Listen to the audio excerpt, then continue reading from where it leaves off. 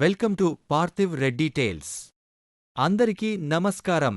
ఇవాళ మనం వినాయకుని గురించి కొన్ని అద్భుతమైన, ఎవరికీ తెలియని విషయాలు తెలుసుకుందాం. గణపతిని మనం విఘ్నహర్త అంటే విఘ్నాలను తొలగించే దేవుడు అని భావిస్తాం. కాని ఆయన కథలో మరెన్నో అద్భుతాలు ఉన్నాయని మీకు తెలుసా? అవేంటో ఇప్పుడు మనం చూద్దాం. మొదటిది, గణేశుని తండ్రి శివుడు ఎందుకు పరీక్షించాడు? ఒక కథ ప్రకారం శివుడు తన కుమారుడిని పరీక్షించేందుకు ముషిక వాహనాన్ని మాత్రమే ఇచ్చి అతడిని ప్రపంచం చుట్టమన్నాడు. కాని గణేశుడు తన తల్లిదండ్రుల చుట్టూ ప్రదక్షిణం చేసి తల్లిదండ్రులే నా ప్రపంచం అని తెలివిగా సమాధానమిచ్చాడు. రెండవది, గణేశుడి మొదటి అక్షరం ఓం రూపమేనా? హిందూ మతంలో ఓం అనే ఆధ్యాత్మిక అక్షరం గణేశుని రూపాన్ని సూచిస్తుంది. ఆ శబ్దాన్ని మరియు ఆకారాన్ని గణపతి స్వరూపంగా భావిస్తారు. మూడవది, ముషికవాహనం కథ ఏమిటి? గణేశుని వాహనం ముషికం, ఎలుక. ఒక కథ ప్రకారం ముందుగా అది గజముఖ అనే గంధర్వుడి రూపంలో ఉండేది.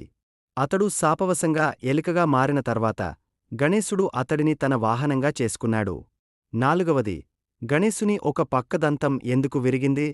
ఒక కథ ప్రకారం వ్యాస మహర్షి మహాభారతాన్ని లిఖించమని గణేశునికి కోరగా ఆయన అంగీకరించారు. అయితే కలం విరిగిపోవడంతో తనే తన దంతాన్ని విరిచి మహాభారతం రాశారు. అందుకే ఆయన్ని ఏకదంతుడు అని కూడా పిలుస్తారు.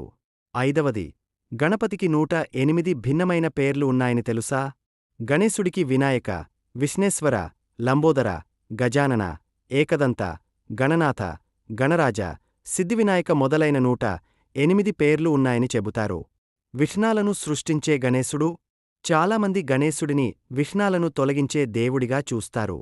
కాని కొన్ని పురాణ కథల ప్రకారం ఆయనను మొదట విఘ్నకర్తగానూ తరువాత విఘ్నహర్తగాను కూడా పూజించారు. ఎనిమిదవది, గణేశునికి ఒక కంటే ఎక్కువ తలలు కూడా ఉన్నాయా? చాలామంది గణేశుని 4 చేతులు మరియు ఏనుగు తలతో కలిగి ఉన్న రూపాన్ని చూస్తారు. కాని కొన్ని పురాణాల ప్రకారం ఆయనకు పంచముఖ గణపతి రూపం కూడా ఉంది, అంటే 5 తలలు ఉన్న రూపం. తొమ్మిదవది, గణేశునికి 2 జన్మలు ఉన్నాయా? పురాణాల ప్రకారం గణేశుని 2 జన్మాల గురించి చెబుతారు. ఒకటి పార్వతీదేవి తన మట్టి, పసుపుతో సృష్టించిన బాలుడు, మరొకటి శివుడు ఏనుగు తల జోడించి పునర్జన్మనిచ్చిన రూపం.